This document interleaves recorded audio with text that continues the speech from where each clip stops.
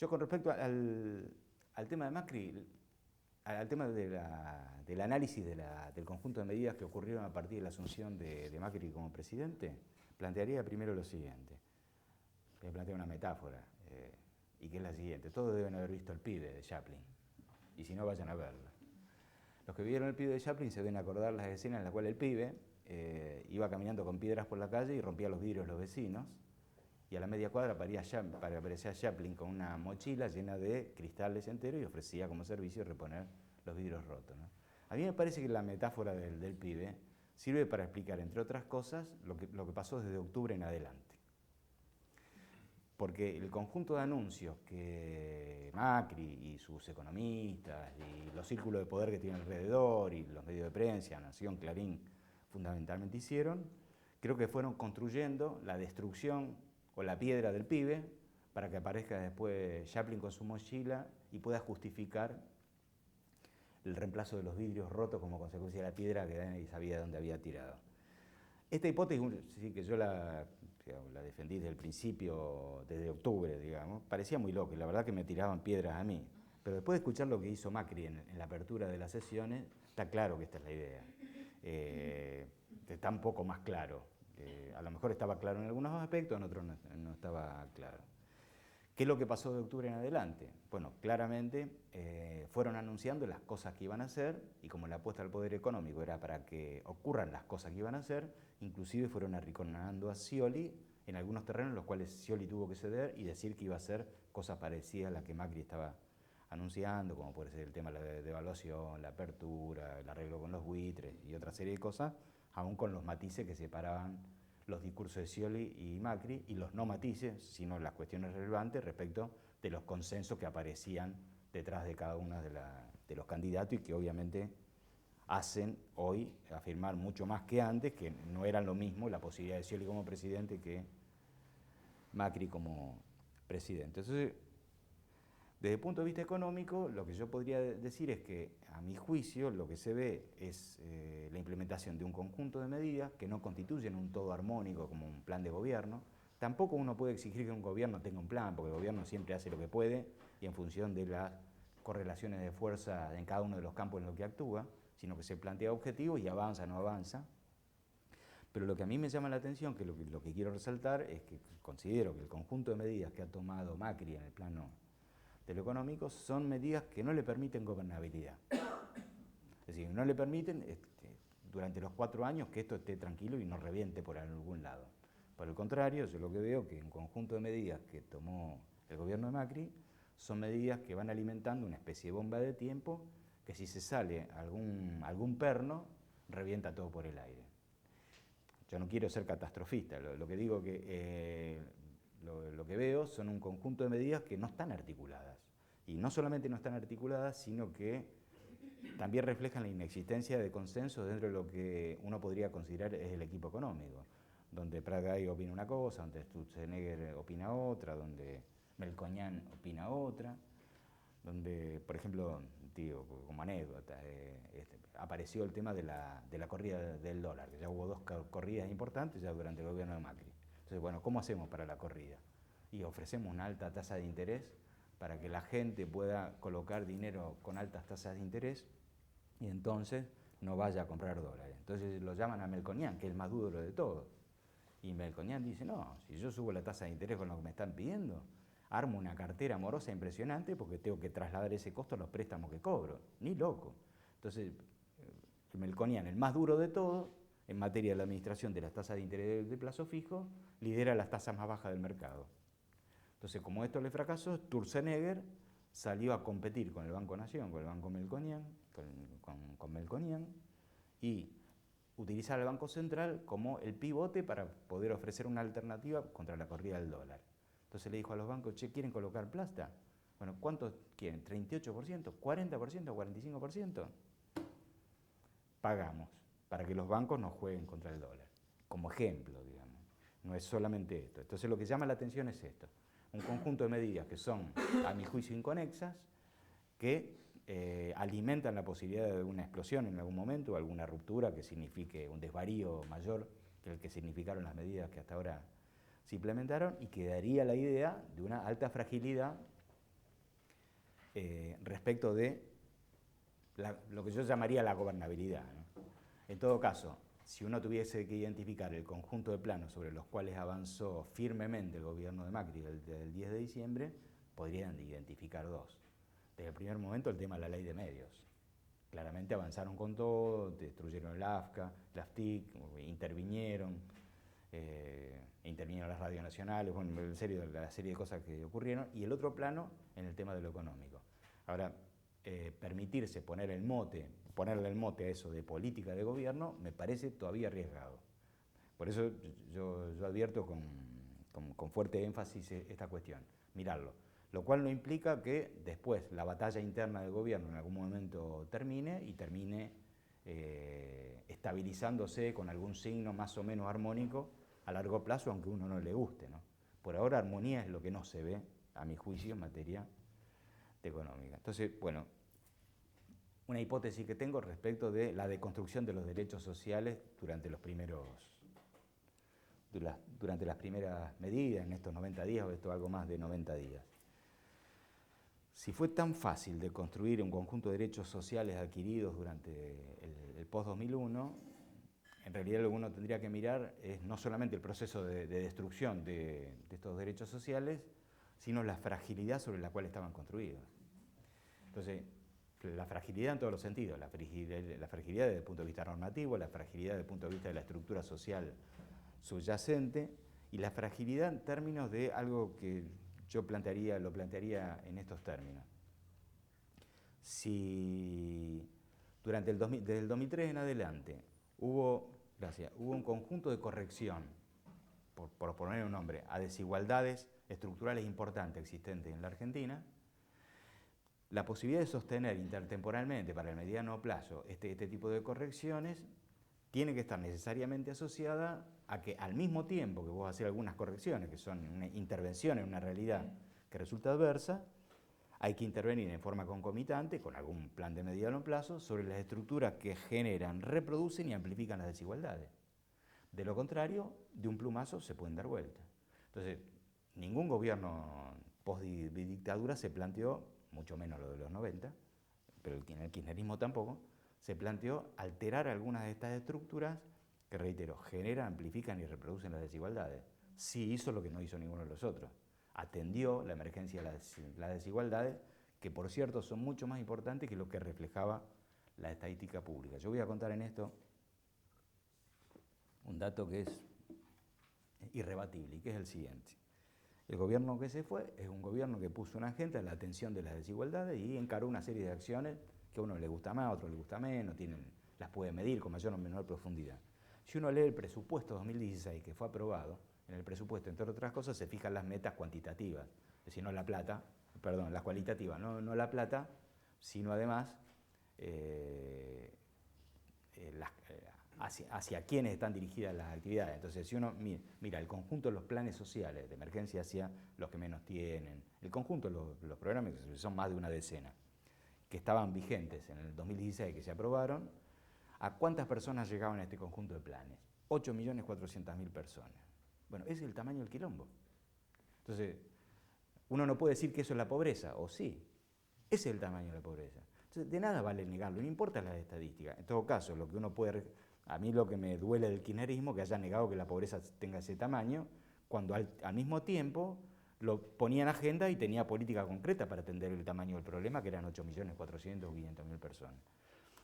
Entonces, eso refleja una realidad estructural importante que cuando uno la mira en el territorio, ya que ustedes tienen ese propósito, visualmente, digamos, en el cuerpo uno siente que no es lo que devuelven las estadísticas públicas. Es bastante más complejo que todo esto y no se reduce a los términos de pobreza tal como uno los pueda construir. Es más, yo voy a contar una nota de color. En los primeros días de enero del 2014, el Ministerio de Economía, en realidad se publica como una publicación del INDEC, que estaba bajo la órbita de Kicillof, publica un comunicado de prensa muy escueto, y que dice que se encontraron errores metodológicos en la medición de la pobreza y la indigencia en la Argentina. Como consecuencia de lo cual, la última publicación termina el 31 de diciembre del 2013 y a partir de ahí se discontinúa hasta que terminen de relevarse los problemas metodológicos. La realidad, que les cuento y que no aparece en el comunicado de prensa, porque era políticamente incorrecto decirlo, es que Kicillof no estaba de acuerdo en cómo se medía la pobreza. ¿Por qué no estaba de acuerdo? Bueno, porque la pobreza y la indigencia se medían de acuerdo a parámetros que el Banco Mundial había creado a principios de los años 80, la democracia emergente en el 83 la tomó como propia, en los 90 se siguió, y en el post-2001 se siguió con los mismos criterios.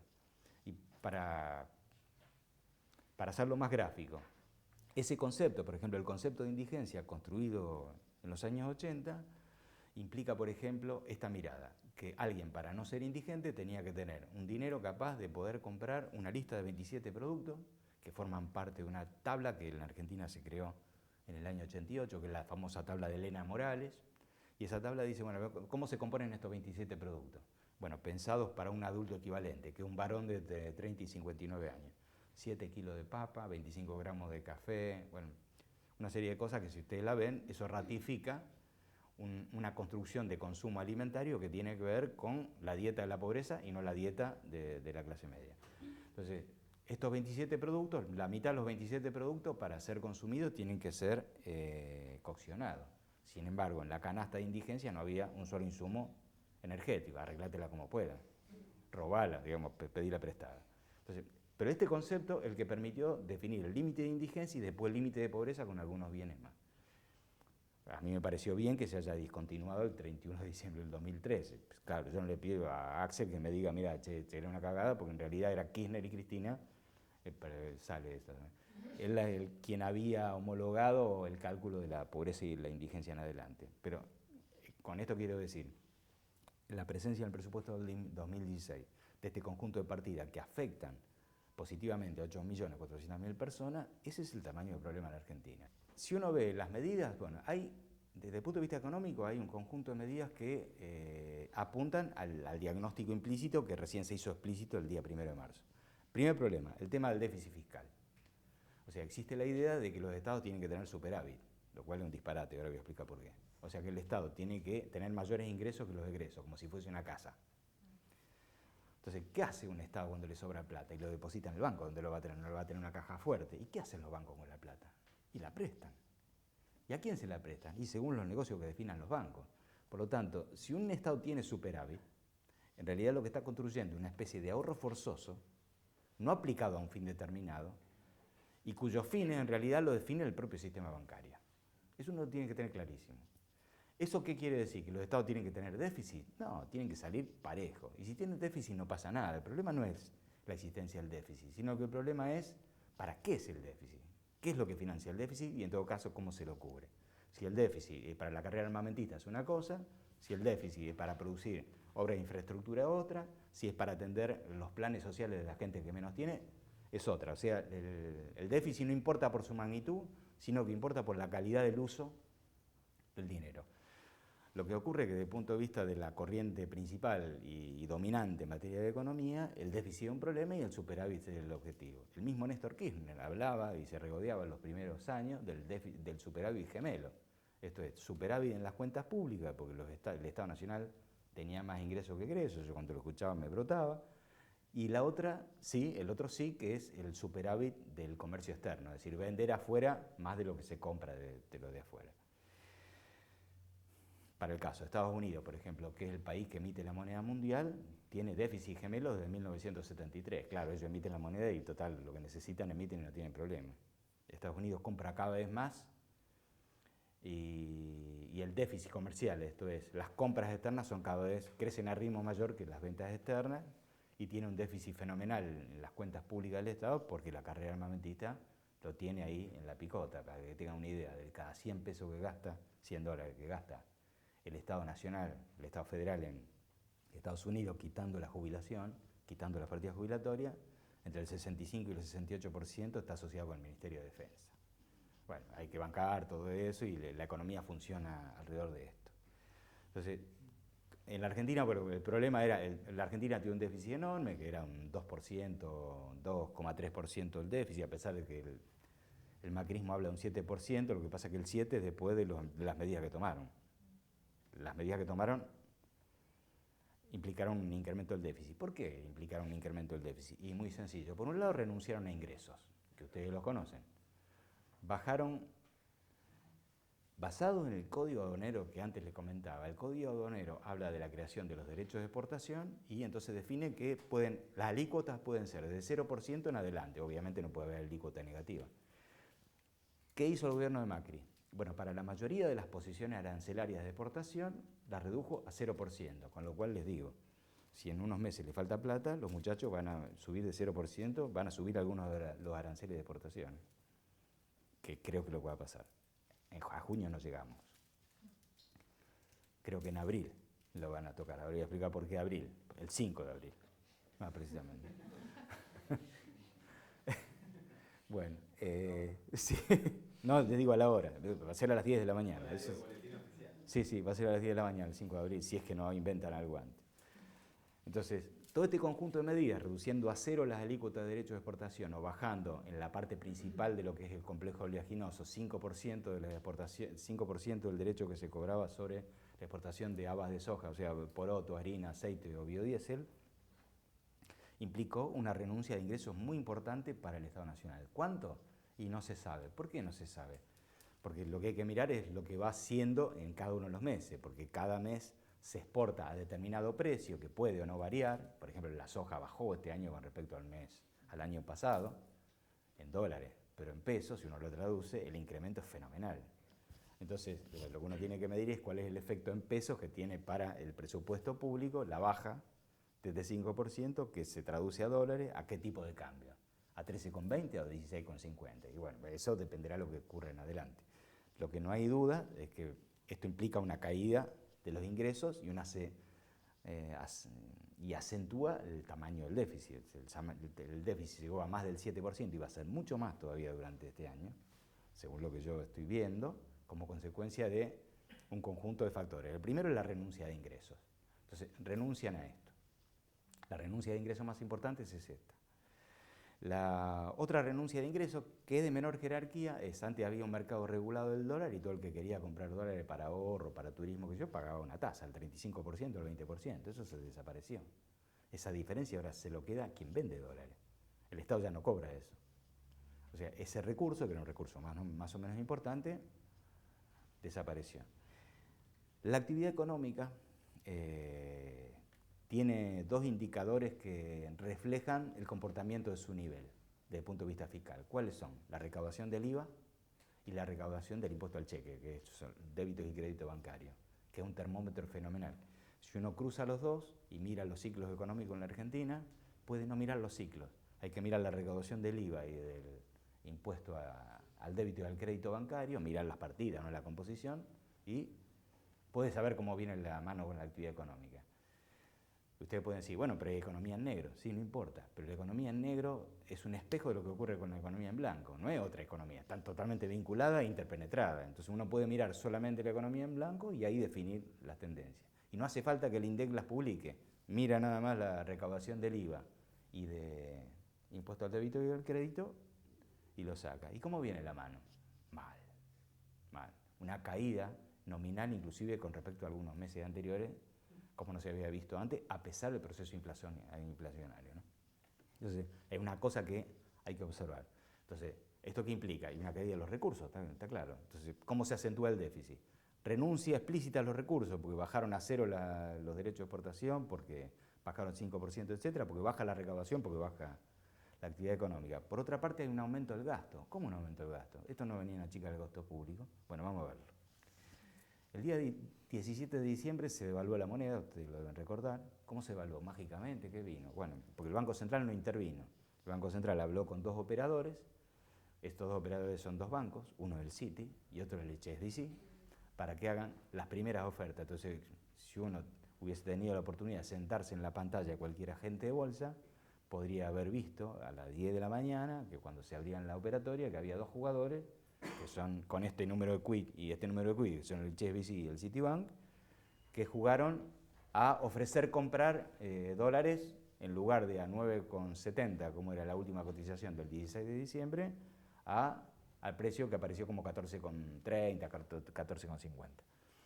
Entonces, esta devaluación trajo impactos fuertes desde el punto de vista de las cuentas públicas. ¿Cómo? Y vamos a verlo, por ejemplo, así. El Estado Nacional tiene obligaciones en moneda extranjera. porque tiene deuda de moneda extranjera. No solamente moneda extranjera, pero también tiene deuda de moneda extranjera. Hasta el 17 de diciembre, lo que hacía en general el Estado Nacional, como consecuencia de la reforma de la Carta Orgánica del Banco Central en octubre del 2011, era pedirle al Banco Central que le dé los dólares. Entonces los dólares se los daba al Tesoro Nacional, el Tesoro Nacional pagaba las obligaciones, que no era plata propia, sino era del Banco Central, y entonces el Tesoro Nacional, el Banco Central le firmaba un pagaré, que se llama letra intransferible. O sea que no salía de la plata del Estado Nacional, sino que había una deuda en pesos o en dólares que nunca iba a ser pagada, y está bien que así sea, por el Estado Nacional, porque los dólares lo tenía el Banco Central. A partir del 17 de diciembre eso no es más así. Entonces, a partir del 17 de diciembre, si el Tesoro Nacional tiene una obligación en moneda extranjera, no se lo puede pedir al Banco Central. Tiene que ir al mercado cambiario y comprarlo. Y necesita pesos para eso. ¿Cuántos pesos? Bueno, para el año 2016 necesitaba 147, para todo el 2016 necesitaba, según el presupuesto, 147.000 millones de pesos para pagar la deuda. Un montón de ceros, no importa. Capital, interés, deuda en moneda extranjera. Como consecuencia de la devaluación, y ya no son 147.000, son 100.000 millones de pesos más, hasta ahora. 100.000 millones, ¿qué es 100.000 millones? Son un montón de ceros, lo voy a decir con estas comparaciones. O sea, 2 veces la asignación universal por hijo de todo un año, 4 veces el conjunto de asignaciones familiares para los trabajadores públicos y privados de la Argentina, la mitad, las universidades nacionales expresan un importe de 55.000 millones, más o menos la mitad de eso, para que tengan una idea. Entonces, obviamente, el gobierno nacional no tiene esa plata, y no es el único factor que aumenta el déficit. Entonces, como no tiene plata, va a tomar deuda. ¿De dónde lo va a sacar? Algo va a recortar a las universidades, a todos los planes que fueron destruyendo, a la falta de actualización de jubilación, o a la jubilación por debajo de la inflación. Pero lo claro es que para poder cumplir eso, lo que va a tener que hacer es tomar deuda. Entonces, la urgencia... Los del sector público forman parte también de lo mismo. ¿Cómo? Los despidos del sector público forman parte del mismo recorte. Claro, pero ya que me lo decís, vamos a ver, eso tiene un exclusivo sentido político y no de disminución de déficit. ¿Por qué? Muy sencillo. De cada 100 pesos que se compone el gasto del sector público nacional, 12 son salarios. De cada 100 pesos, 12. ¿Cuánto puede reducir? 3 pesos. 1 peso, medio peso por cada 100. Digamos, en función de toda la gente que se despidió. Mucho menos de eso. Yo diría que centavos. No existe, no existe. Por lo tanto, no tiene nada que ver con el déficit.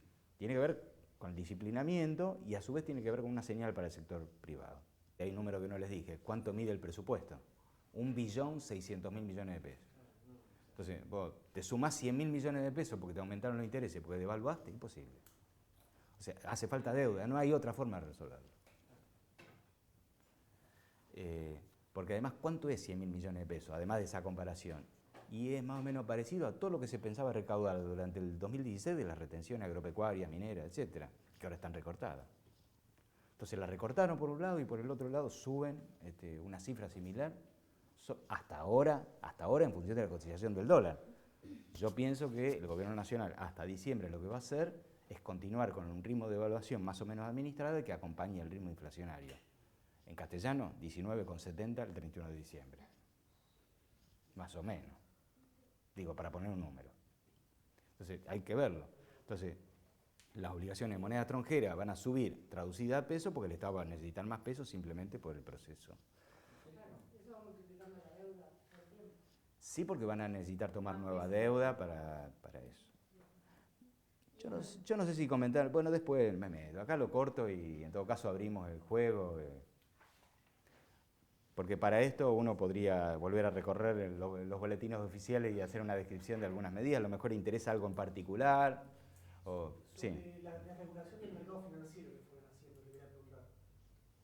Respecto al ingreso de divisa, el capital golondrina. Bueno, hay 2 cosas que hicieron ahí. También desde el día 17 de diciembre. Creo que es la circular, la comunicación 5853 del Banco Central.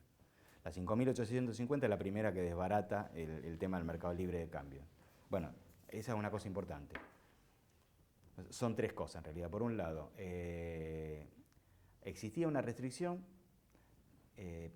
construida desde octubre del 2011, que era una restricción vinculada con la instalación de facto de la anulación de la ley de convertibilidad. Lo voy a plantear diferente porque fue medio al revés. En el 2005 Néstor Kirchner decide cancelar la deuda con el Fondo Monetario Internacional. Para eso hace 3 decretos, el 1599, el 2001, el 1601 y el 1602. El 1599 ratifica la vigencia de la ley de convertibilidad de los años 90. ¿Qué es la ley de convertibilidad? Y la posibilidad de que cualquiera pueda con sus pesos ir a comprar dólares para llevárselo a su casa. O cualquiera pueda llevarse un pedazo de la reserva del Banco Central a su casa. La ley de convertibilidad, la 23928, es de los años 90, de Menem.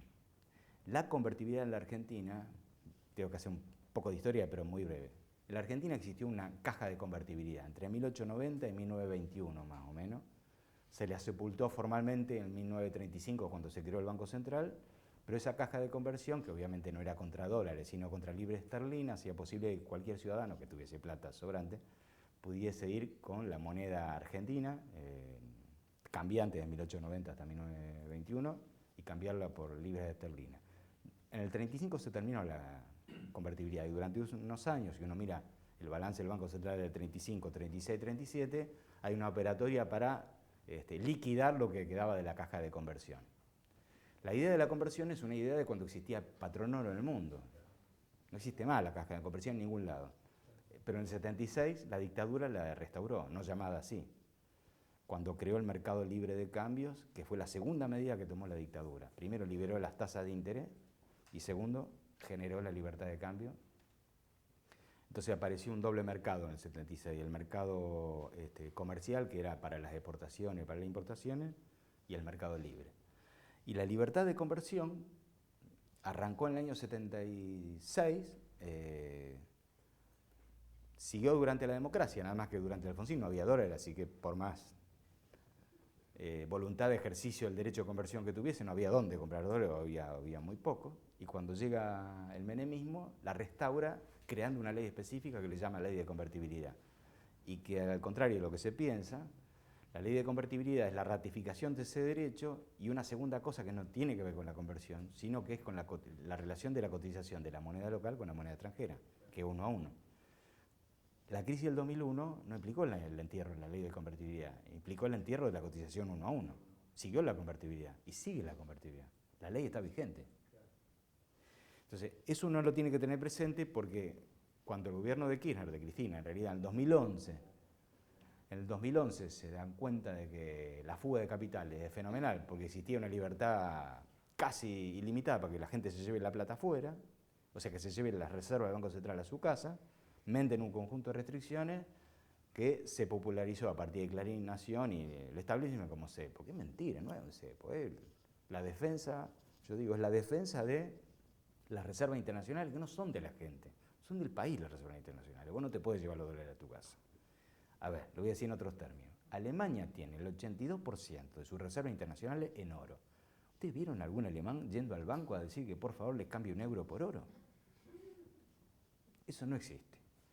O sea, la restricción sobre la compra de moneda extranjera para llevarse las reservas a su casa es una restricción existente en todo el mundo, excepto en Estados Unidos, porque nadie canjea dólares por dólares.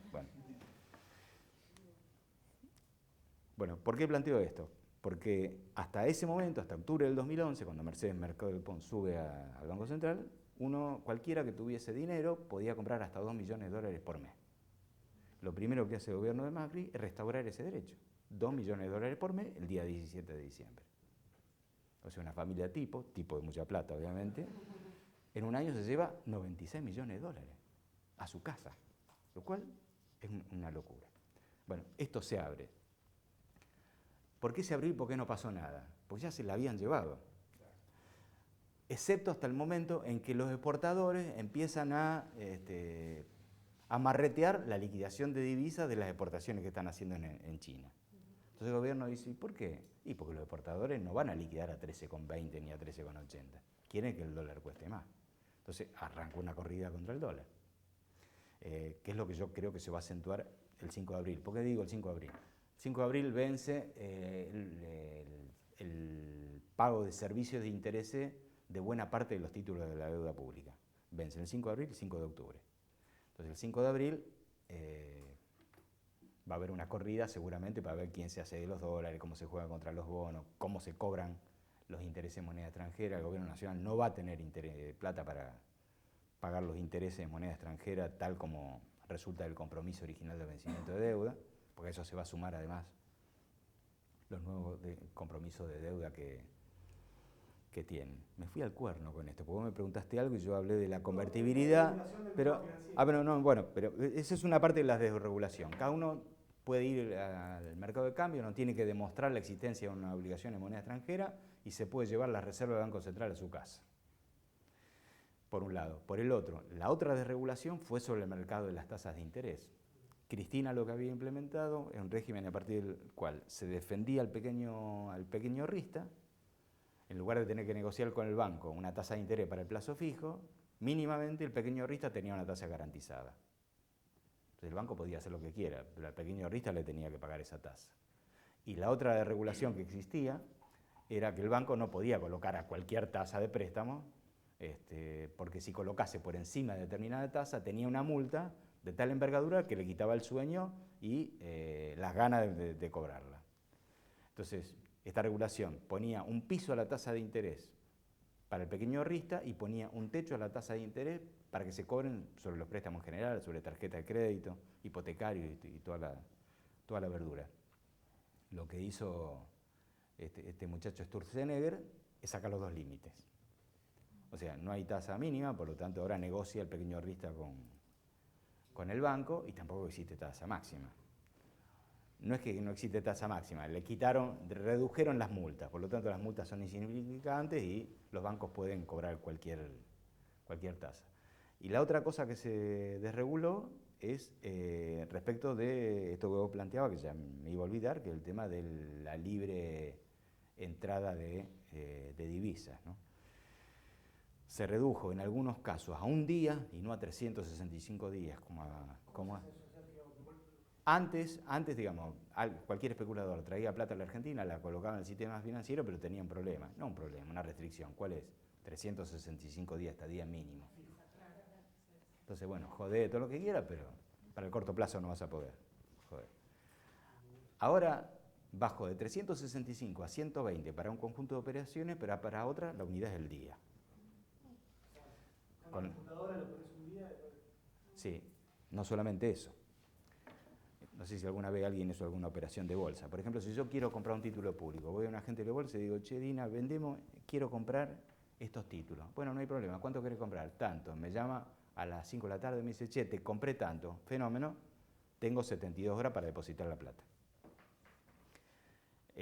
Vanoli, cuando estaba en la Comisión Nacional de Valores, puso una restricción, que esa operación no se podía vender sino después de haber gatillado a las 72 horas lo que hiciste como compra. Si yo compro un título, primero lo pago y después sí lo puedo vender.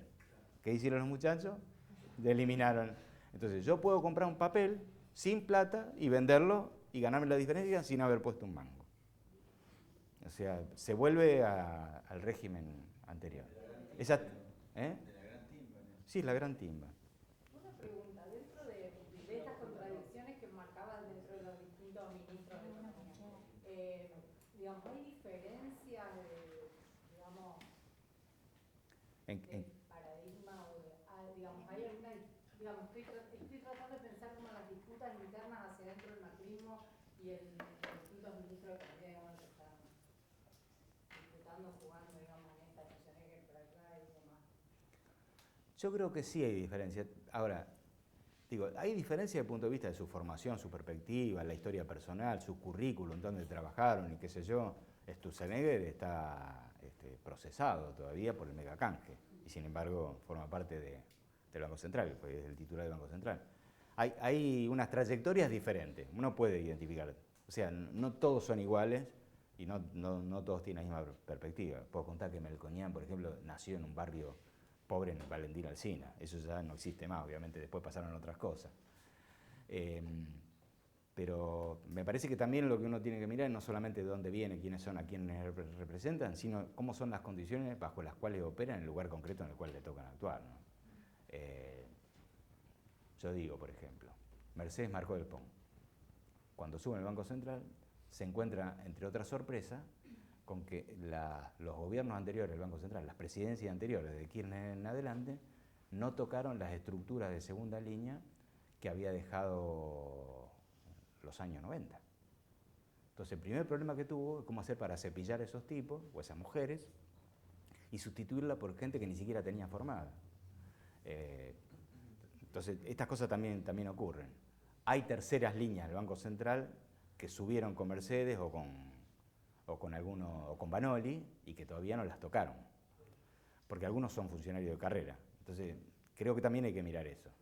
No voy a dar nombres de ninguna manera, pero el otro día vi una firma que no podía creer, digo, ¿y este acá qué hace?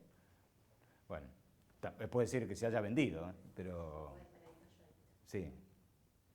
Esto pasa, me parece que uno tampoco tiene que ser tan esquemático. Bueno, este tipo piensa esto y va a hacer esto. Bueno, va a ser si puede, depende de la situación y también depende de los contextos sociales, las respuestas que sean capaces de producir de cualquier lugar. Bueno, los movimientos sociales, los movimientos políticos, gremiales, me parece que uno podría hacer una caracterización nominal. Bueno, este tipo es esto. Si este, bueno, habrán visto el artículo de Zayat en página 12 sobre la JP, los JP Morgan. Me parece que está bueno como recurso periodístico. Yo no sería tan lineal, me parece que habría que tener cuidado, porque después cada uno respondía a otros negocios. Todos tienen vinculación con la banca extranjera, con empresas multinacionales, con fondos comunes de inversión. Algo que yo mandé ahí a algunos amigos que están trabajando en la comisión, que estuvo planteando hacer las cosas en diputados con respecto a los fondos buitre, fue lo siguiente. Yo le dije, miren, a ver, si yo arreglo con un acreedor, lo que pretendo es que el acreedor me diga por lo menos su nombre, su número de documento, su número de quit, su grupo sanguíneo. Están negociando con intermediarios, porque Singer es el titular del fondo, pero no el propietario de los fondos. ¿Por qué no se pone como condición de negociación, por favor, la lista de los que integran los acreedores? Ahí nos vamos a encontrar con sorpresa. Y ahí están los intereses. Bueno, no tengo dudas, yo conozco 2 casos nada más, pero bueno. Que hay empresas locales que tienen metida plata ahí, uno el Grupo Clarín. Entonces, el arreglo tiene que ver con la presencia de intereses concretos, empresas concretas acá en la Argentina. Por eso no se hace público. Por eso no se hace público. Yo tengo, no sé si una pregunta o sea, no contesté nada de lo que me mandaste al final. Pero por eso, pensando en eso, bueno, la primera sería un poco qué diferencia hay entre los 90 y ahora, que era una de las preguntas. Sí. Y la otra, que es casi una declinación de esa pregunta, es si hay algo, ¿cómo ves la estructura, digamos, productiva del país en esto? Si hay algo más que un proyecto de mero endeudamiento transnacional, ¿hay alguna apuesta entre las preguntas? Estaba esto del modelo de India. Me interesaría saber esas 2 cosas, digamos, ¿qué diferencia hay entre los 90 y ahora? Y si hay algo más que un mero endeudamiento masivo a largo plazo y en relación a la banca financiera global. Sí. Hay cosas que yo no sabría responderlas, porque no tengo idea. En todo caso podría tirar algunas ideas. Algunas diferencias con los 90. En los 90 la Argentina entra en ese proceso en el marco de la caída del muro de Berlín el 9 de noviembre del 89 y la implosión soviética en 1991. La reconfiguración del mapa europeo y China que se plantea nuevos negocios. Y termina eso con un episodio que me parece muy importante marcar, que es el ingreso de China en la Organización Mundial del Comercio en el año 2001. La década del 90 es eso. Ese es el marco internacional, uno tiene que mirar eso. Porque la década del 90 implicó el ingreso en América Latina de capitales europeos porque los yanquis estaban ocupados de otra cosa, y después los yanquis se dieron cuenta que le habían ocupado montones de lugares. Es más, operaciones raras que ocurrieron durante los 90 en América Latina. Carlos Slim, que no sé si saben quién es el tipo más rico del mundo, el segundo, compra AT&T de América Latina. ¿Cómo AT&T en los años 90 se va a América Latina? ¿Qué es lo que vieron a estos muchachos que le venden a un tipo que estaba tomando tequila en un bar y que tenía un par de televisores y algún grado de poder? Toda la red de telefonía. O sea, para mí hubo como un retiro estratégico, ¿no? ¿Qué sé yo, de empresas norteamericanas que se fueron de América Latina. Llama mucho la atención esto. que Slim se haya quedado con AT&T y a partir de eso inventa Claro, inventa todo lo que inventa y empieza a entrar Argentina, Colombia, Brasil, Uruguay, bueno. Entonces, el escenario internacional es diferente, porque el escenario internacional actual, por un lado, tiene no una Europa en expansión a partir del derrumbe soviético, sino una Europa con una crisis fenomenal que no sabe para dónde salir disparando, un papel central de China que antes no tenía, un papel del comercio internacional en el concierto mundial, porque me parece que hay que mirar primero el concierto mundial, que es bastante diferente, porque yo siempre cuento lo siguiente. Las estadísticas más viejas que hay del comercio exterior son del año 48, que es la post-Segunda Guerra Mundial. La estadística más vieja, más o menos confiable, integral, qué sé yo. Para ese entonces, de cada 100 dólares, 100 pesos, 100 libras, 100 cualquier cosa que se producían en el mundo, solo 4 se vendían fuera de la frontera de los países que la producían. ¿Qué año es eso? 48. 104. O sea, el comercio exterior era una cosa relativamente pequeña, además tenía que ver con la salida de la Segunda Guerra, con la crisis de la reconstrucción, con todo lo que tiene que ver. Si uno mira la escalerita, lo que ve es una tendencia ascendente de la participación del comercio exterior respecto al Producto Bruto Mundial. Lo voy a decir de otra manera. Una porción creciente de lo que se produce en cada país, en lugar de venderse dentro del país, se vende al extranjero. ¿Cuánto llega eso? A 29 hoy. O sea, de cada 100 dólares, 29 no se consumen dentro de cada uno de los países, sino que se venden fronteras afuera. O sea, la aceleración de la importancia que tiene el comercio exterior internacionalizó las relaciones capitalistas en una escala que nadie se la imaginaba. Y tiene un nombre y apellido eso, China. Y tiene un sobrenombre, India. Entonces, ver la economía china y la economía india con la incidencia que han tenido en ese despertar del comercio internacional, me parece que es muy importante. Y en el congelamiento casi definitivo, que casi ni sabe uno si están hibernando, del Japón, ¿no? Que sigue en recesión desde hace como 22 años. No, un poco menos. Hay un escenario internacional que evidentemente no es el mismo. En América Latina ese escenario internacional hizo o generó cosas que uno no se las imaginaba, que es que el conjunto de los países de América Latina reprimarizaron su perfil exportador y buena parte de su perfil productivo. O sea, en lugar de especializarse en profundizar su estilo y su desarrollo industrial, en algún caso lo hicieron, pero una industria asociada a la explotación del suelo o del subsuelo. Entonces, si uno mira la situación venezolana, la ecuatoriana, la peruana, la chilena, la brasileña, la argentina, la colombiana, los 10 países menos las 2 colonias que tenemos ahí en el noreste de Sudamérica, o inclusive en México hasta cierto punto, lo que encuentra es una profundización del perfil de la actividad primaria, esto de la explotación del suelo y la explotación del subsuelo. Esto en Brasil, por ejemplo, trajo aparejado que la vieja imagen de la burguesía paulista y la industrialización se fue al cuerno. ¿Por qué? Porque hicieron lo mismo que Amalita, vendieron las empresas a capital extranjero.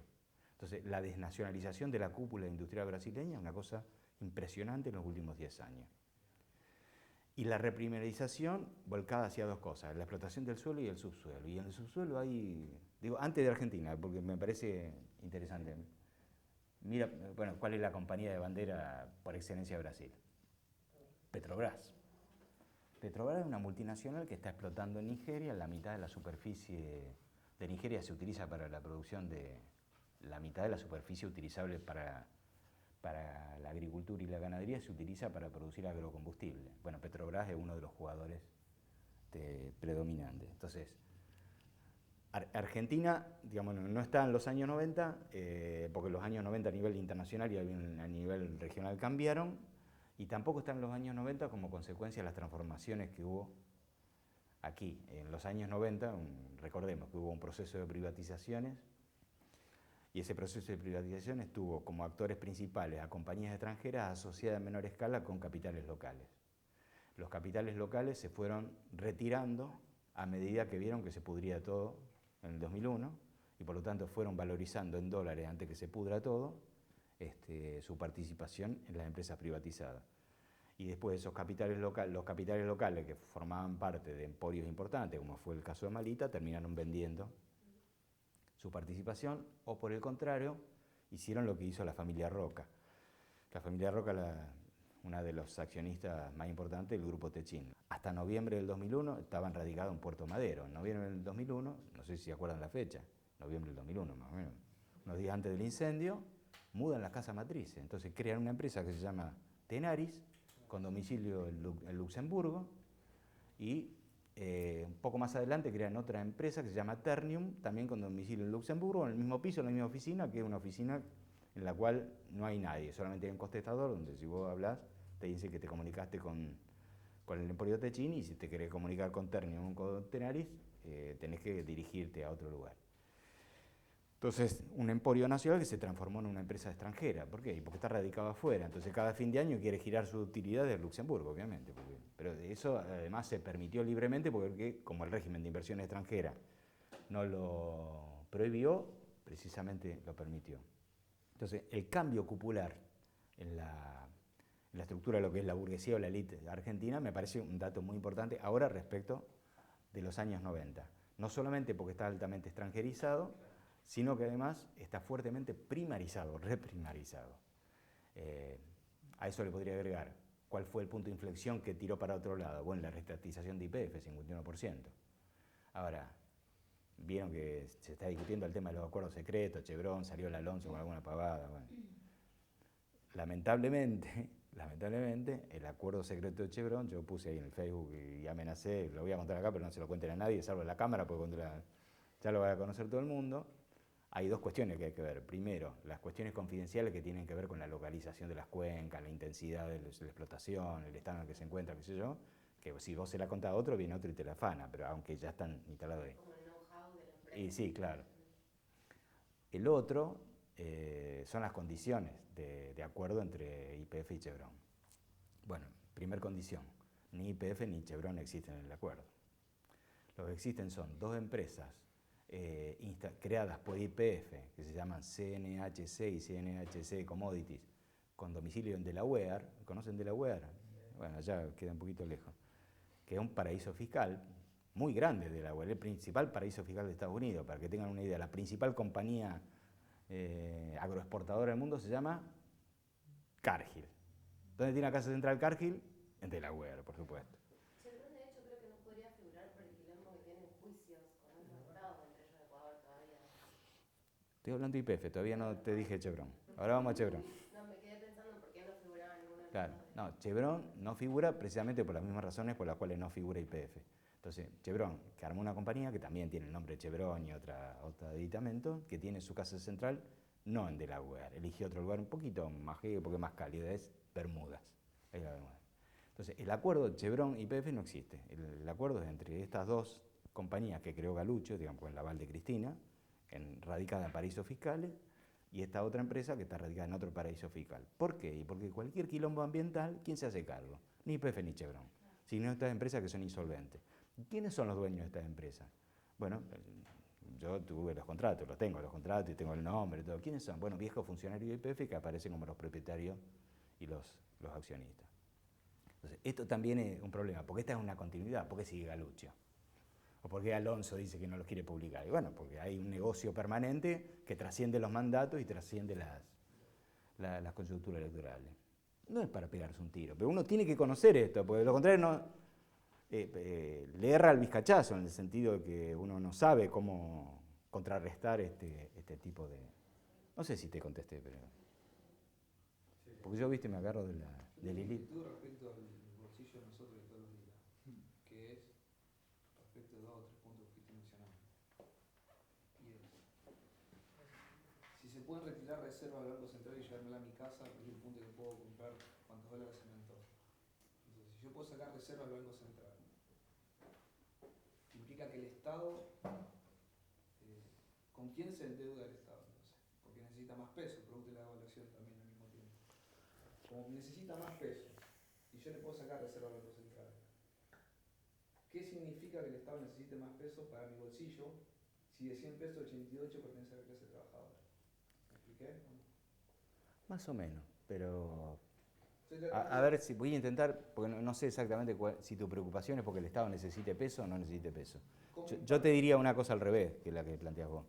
Si vos te pudiste llevar los dólares a tu casa, los dólares ya no los tiene el Banco Central. Y el Banco Central necesita los dólares. Entonces no necesita pesos, necesita los dólares. Bien. Entonces, ¿cómo hace para reponer los dólares que vos te llevaste a tu casa? Y si los exportadores no liquidan las divisas, tiene que salir a tomar deuda. ¿Qué es lo que está haciendo? Más algunos cambios de arquitectura de la deuda que son nefastos, que si quieren después se los explico porque son complejísimos, de lo que hizo Sturzenegger desde el 17 de diciembre en adelante. Si necesita pesos, el Estado, no pasa nada desde una perspectiva heterodoxa. ¿Por qué? Y porque los bancos centrales tienen el derecho de señoriaje. ¿Qué significa el derecho de señoriaje? La posibilidad de imprimir un papelito que diga 100 y el costo de producción de ese papelito en lugar de 100 es 20 centavos. Y la gente lee 100 y considera que vale 100 y lo reconoce como 100, a pesar de que el Banco Central... Entonces los bancos centrales tienen una utilidad, entre comillas, contable, fruto de que la plata que utilizan para imprimir esto es un pormilaje de lo que dice nominalmente el billete. Eso pasa en todo el mundo. Ni siquiera necesita esa plata, porque esa plata también la emite. Porque los bancos centrales tienen el derecho de emisión de la moneda de curso legal. Entonces, no es un problema que los bancos emitan. Ahí tenés la otra cuestión. Para la mirada heterodoxa, la emisión de plata alocadamente genera inflación. Entonces, bueno, yo voy a contar lo siguiente. La base monetaria es la suma de la plata que hay en circulación más los depósitos que los bancos tienen depositados en pesos en el Banco Central. La suma de las dos cosas se conoce con el nombre base monetaria, o sea, la plata que anda dando vuelta por la Argentina. Era 550.000 millones de pesos el 16 de diciembre y a partir del 17, cuando subió Sturzenegger, lo que empezó a hacer es retirar plata. Y retiró 93.000 millones de pesos. O sea, de 550 bajó 93.000 millones. Una torta retiró. O sea, secó la plaza.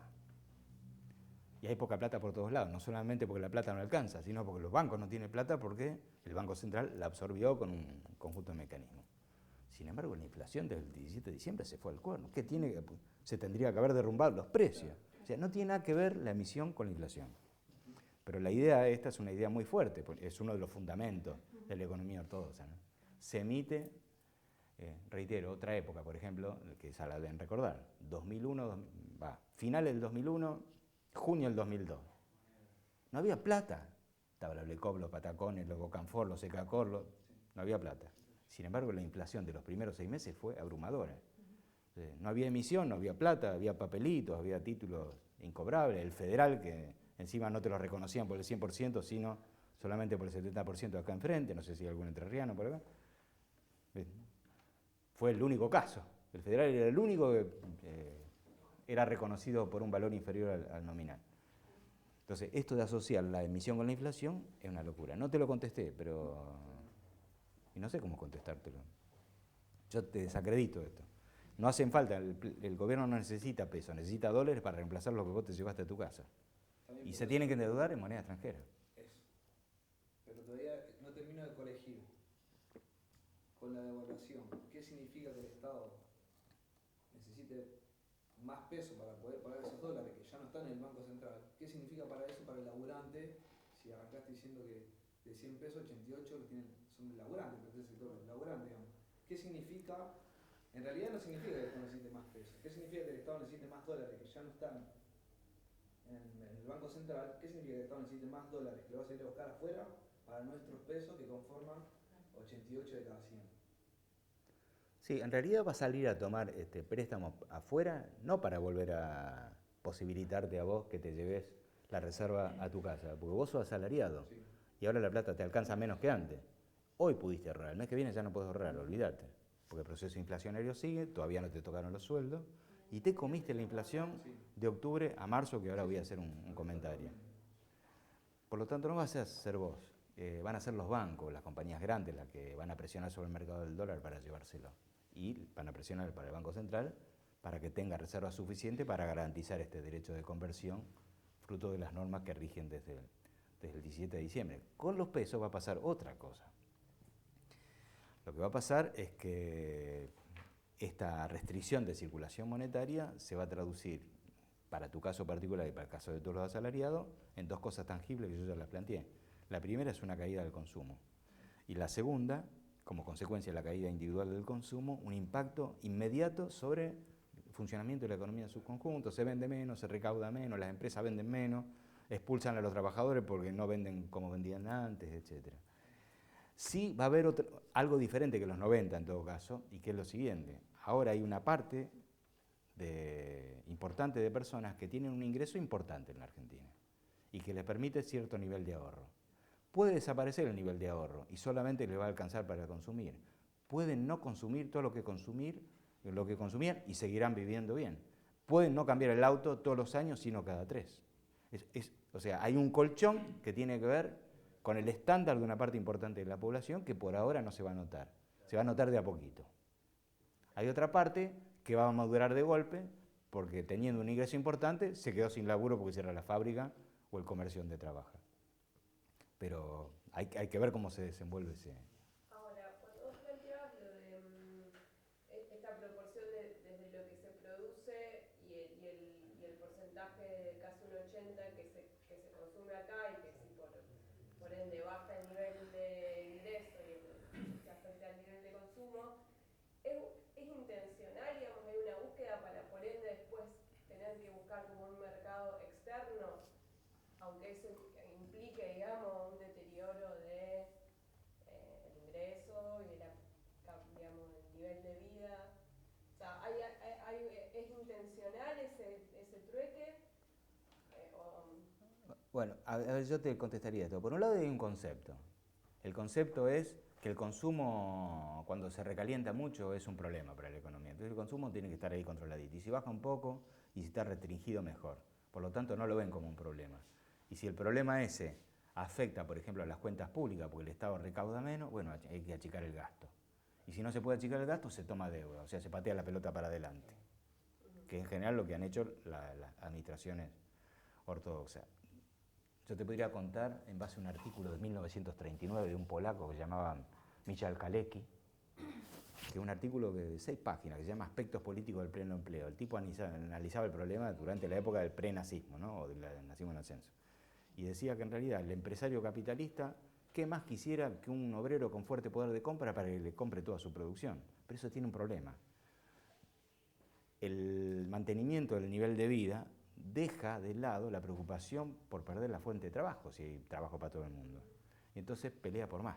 Entonces, lo que planteaba él en el aspecto político del pleno empleo, que el empresario capitalista necesita inclusive sacrificar parte de su ganancia como consecuencia de nuevas dimensiones de las ventas para poder disciplinar las condiciones de negociación con sus trabajadores.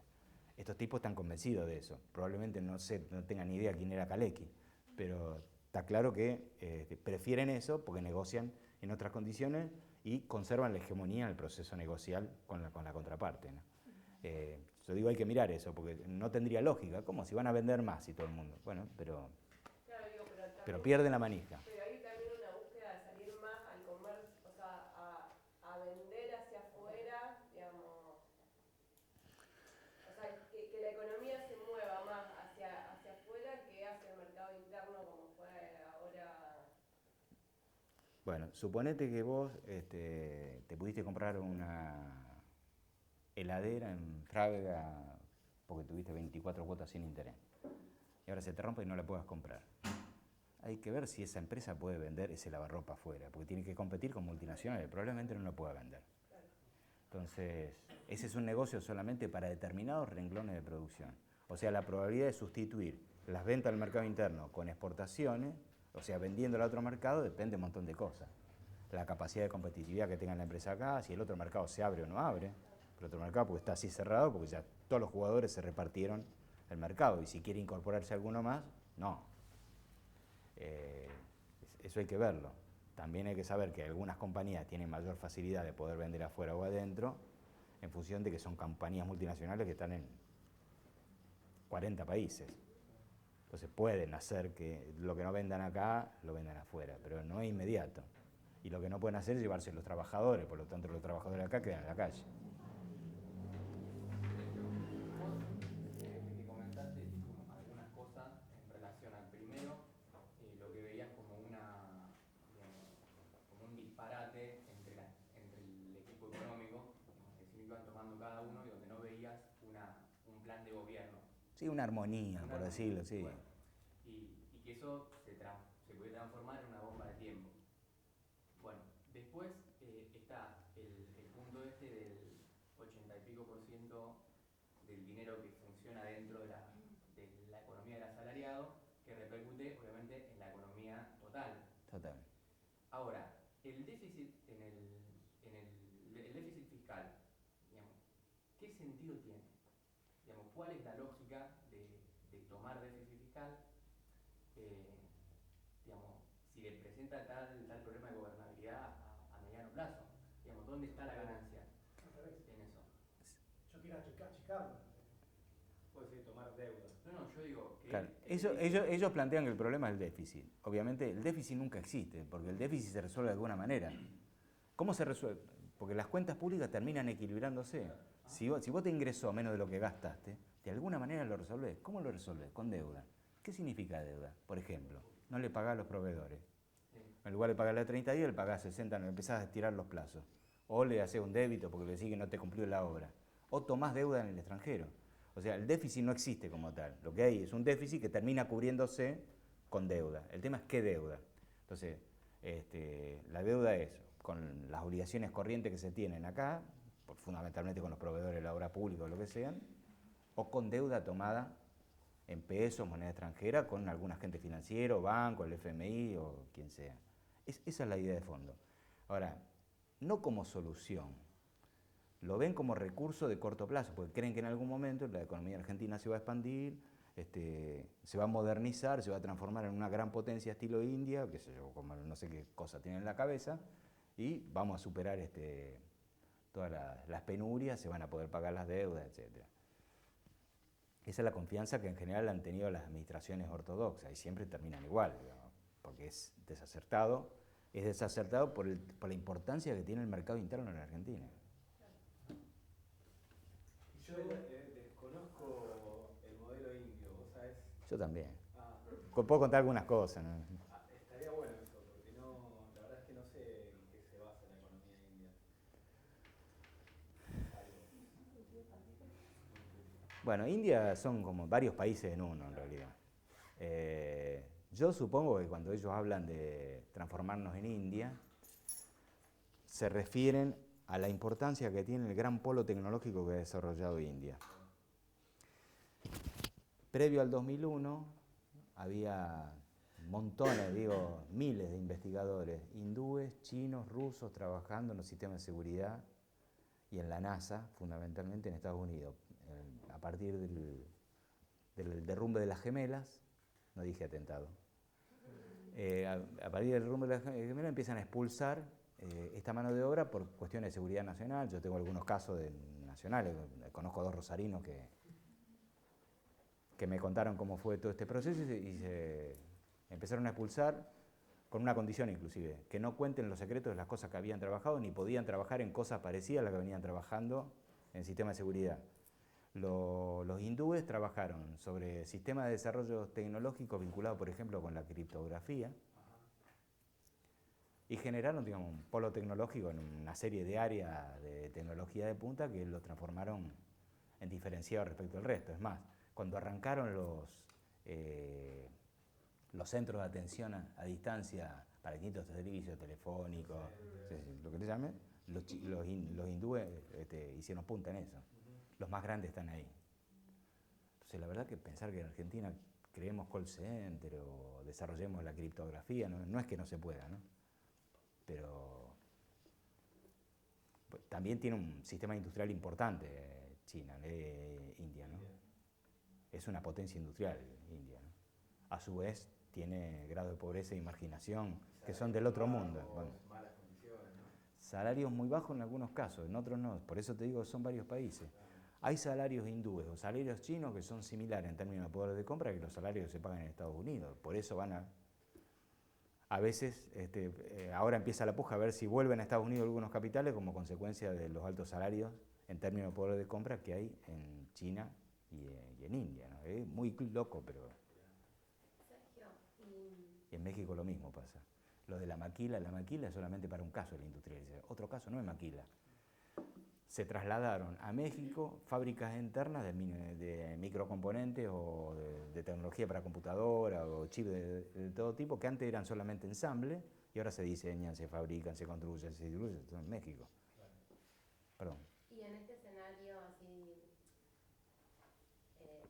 o mejor dicho, el escenario de las resistencias y las fuerzas sociales, ¿cómo lo ves? Porque al principio, digamos, las paritarias eran un momento clave, digamos, todos estábamos esperando a ver qué pasaba, y de hecho, con cuestiones vergonzosas en el medio, pero intentan sobrellevarlo. El hecho de la apertura o la no retención más minera, sumado a este proceso también de incremento de la internacionalización, hizo que hace menos de 3 semanas ya tuvieran 4 o 5 empresas disputándose las peticiones que hay en todo el territorio, y probablemente se venga una avanzada de radicación de empresas mineras, que sabemos que es un conflicto en las diferentes provincias, donde incluso algunas provincias tienen que dar pulseadas, por ejemplo hoy en la Albalá, digamos que ganó un amparo. Pero bueno, eso también puede ser un conflicto que siga en crecimiento, digamos, más que retraerse, precisamente por este escenario. Mediáticamente, que el Alonso sea una payasa hace que la gente empiece a pensar que descontento, bueno, la gente que no quiso ver todo lo que pasó hasta acá, también te suma descontento. ¿Cuál es o qué pensás en esto de no dividir las disciplinas, economía y política, digamos, Sí. como un escenario político posible? La verdad que no tengo idea, yo puedo contar algunas cosas de las que conozco, nada más. ¿Se puede incluir la cuestión de la reversibilidad que vos hablabas? Claro. Bueno, por eso ya que planteaste de la perspectiva de los movimientos sociales, o más precisamente en lugar de los movimientos sociales, yo plantearía en primer término el tema de la negociación salarial. En el año 2015, por segunda o tercera vez, depende de los casos, se arreglaron condiciones de negociación salarial que implicó el pago en cuotas del acuerdo de porcentaje anual. Y por lo tanto, en septiembre, la mayoría, las que fueron en cuotas, terminaron de cobrar en septiembre el importe anual del acuerdo 2015. Octubre, noviembre, diciembre, enero, febrero, marzo. Recién en abril van a verse los primeros aumentos. En 6 meses, la inflación acumulada, medida en forma ponderada, hasta donde se conoce y donde uno la puede proyectar, de la Ciudad de Buenos Aires y de San Luis, que son los índices que se consideran índices aceptables por el gobierno macrista para ajustar el conjunto de las cuentas públicas, van a dar casi 30%, 28% van a dar. 6 meses.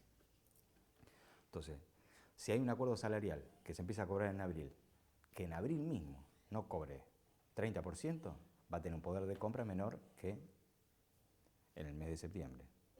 O sea, va a haber una maduración de golpe con respecto al poder de compra, donde hay expectativas de vaya. Bueno, esa es una cosa. La otra cosa, que eso hay que sumarle el tema del impuesto a las ganancias. El decreto 394, que es el que reformó el impuesto a las ganancias del gobierno de Macri, subió los mínimos para que los que venían pagando paguen menos, con algún criterio de... Bueno, no los voy a aburrir con el criterio.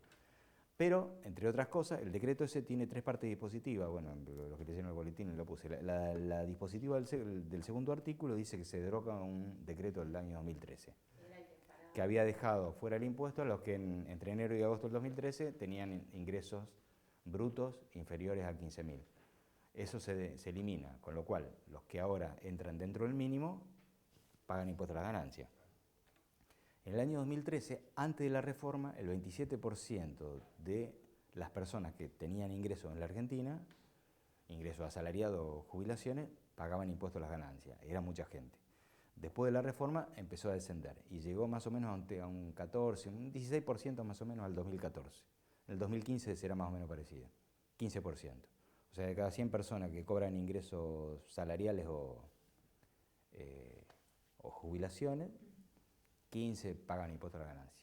Con esta reforma de ahora, mi estimación es que vuelve a subir al 35. O sea, hay gente que no tiene ni idea que va a recibir un raquetazo en el recibo de sueldo. ¿Por qué? Bueno, porque se eliminó lo que era una chanchada, que era el decreto del 2013, pero se eliminó mal. Entonces, eso va eso va a incendiar las negociaciones paritarias de los gremios que tienen altos niveles salariales. No tan altos tampoco, porque estamos hablando, sí, no solamente eso. Por ejemplo, cualquier trabajador o trabajadora soltera sin familiares a cargo, a partir de 18.880 pesos netos, va a empezar a pagar el impuesto. Y, digamos, hay muchísimas ramas que tienen esos,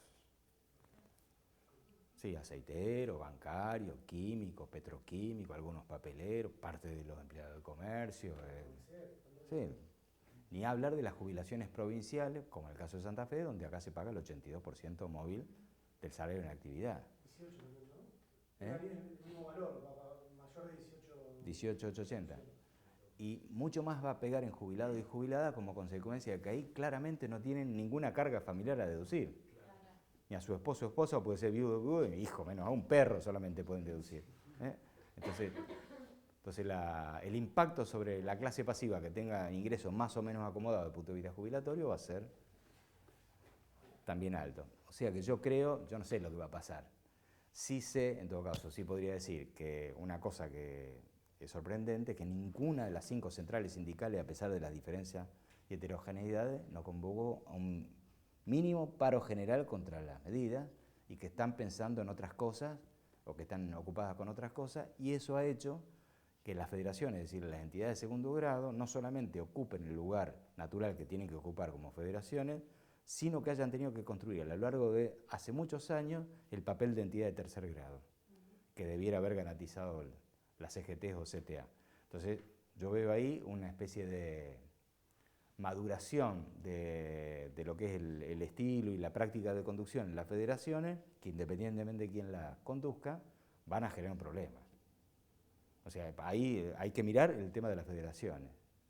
Algunas son burocráticas, otras no, hay de todo un poco ahí, pero el lío va a estar ahí. Porque si además no cumplen, se va a pudrir a nivel seccional o a nivel de sindicatos de base. Yo creo que hay que mirarlo.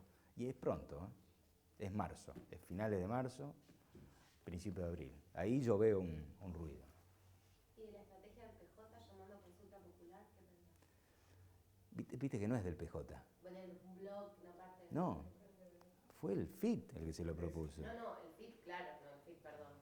De hecho, el FIT saca la iniciativa, digamos. A mí me parece... Apoya, esa es la novedad, digamos. A mí me parece que está bueno como estrategia política para hacer un poco de ruido y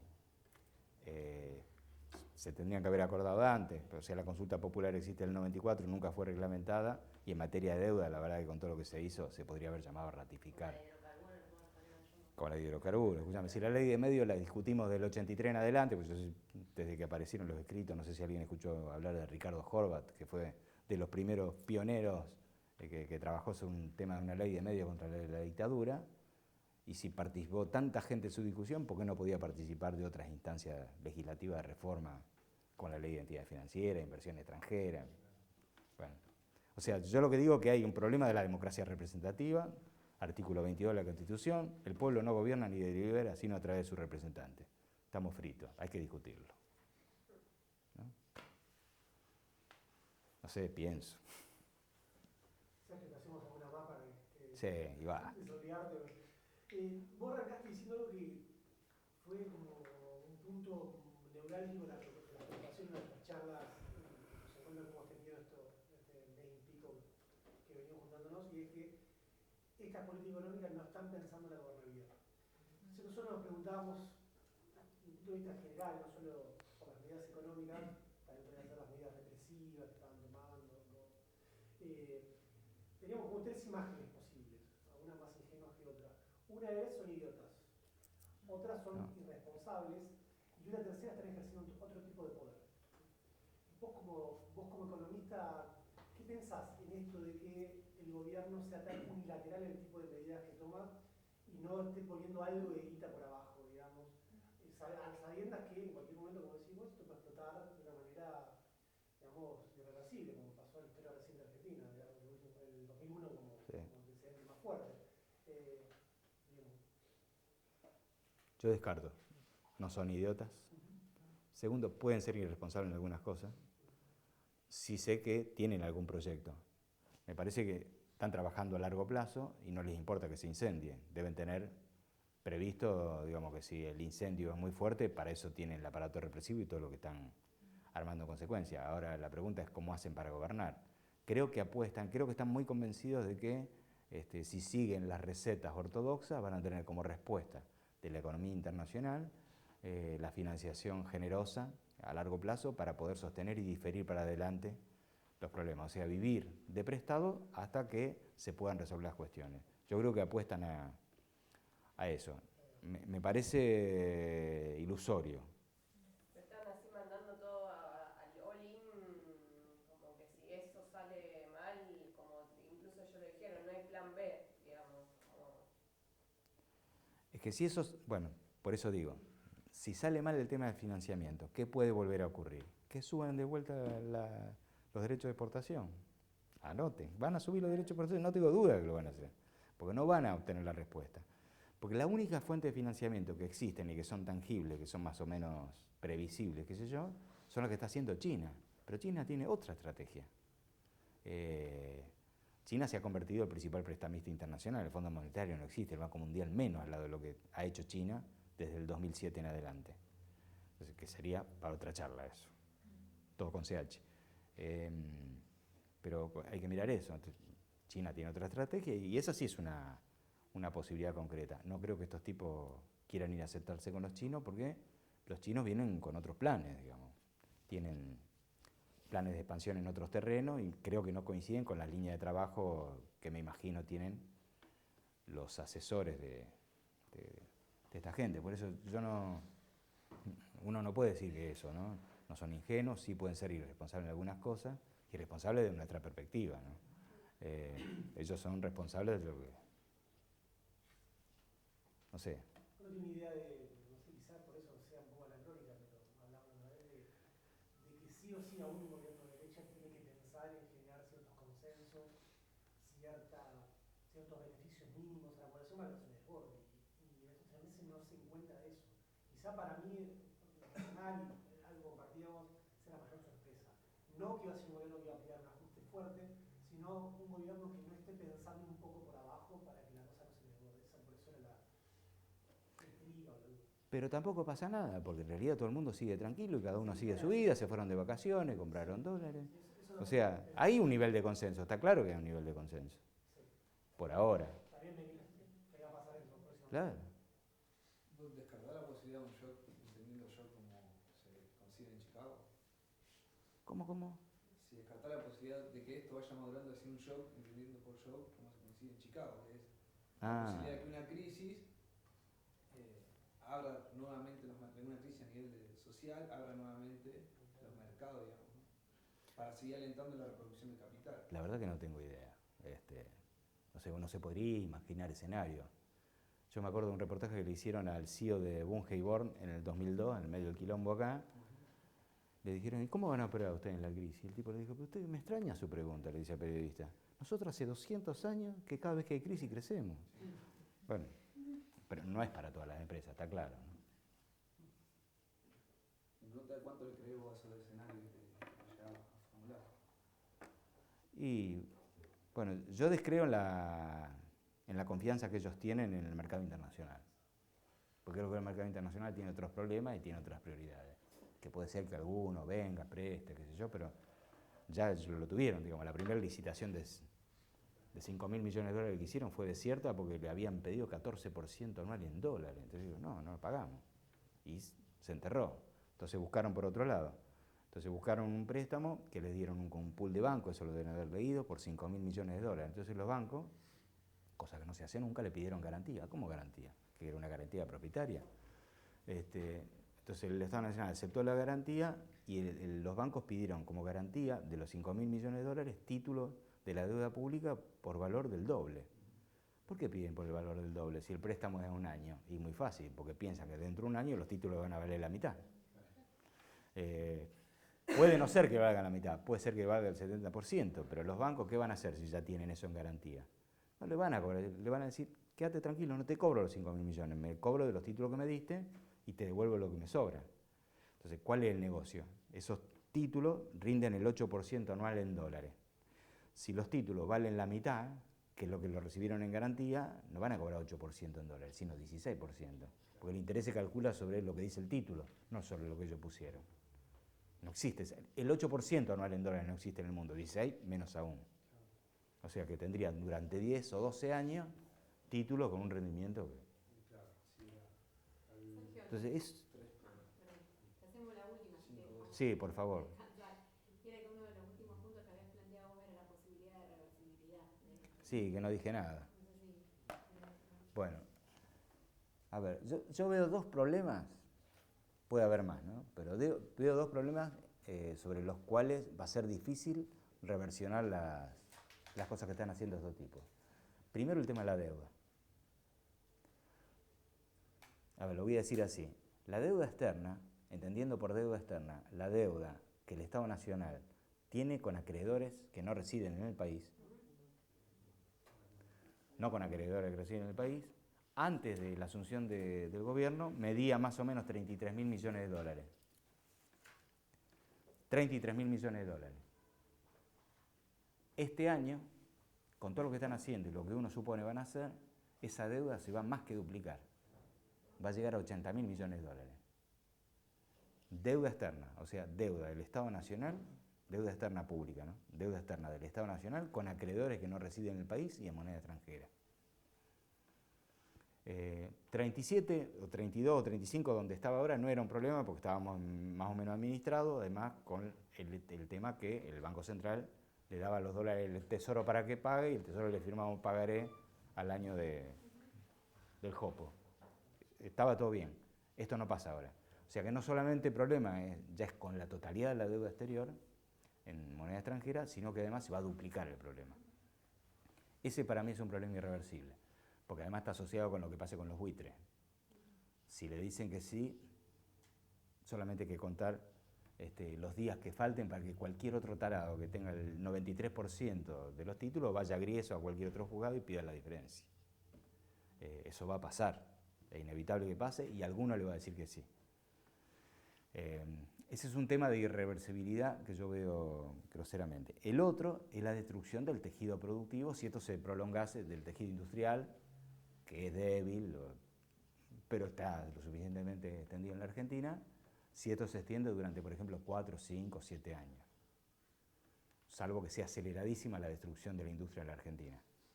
O sea, volver a restablecer esto es muy difícil. No por un problema de plata, puede estar toda la plata del mundo, pero lo que se pierden son prácticas de administración de la empresa, prácticas industriales, conocimiento, pericia desde el punto de vista de los trabajadores, y esto no se consigue en un supermercado.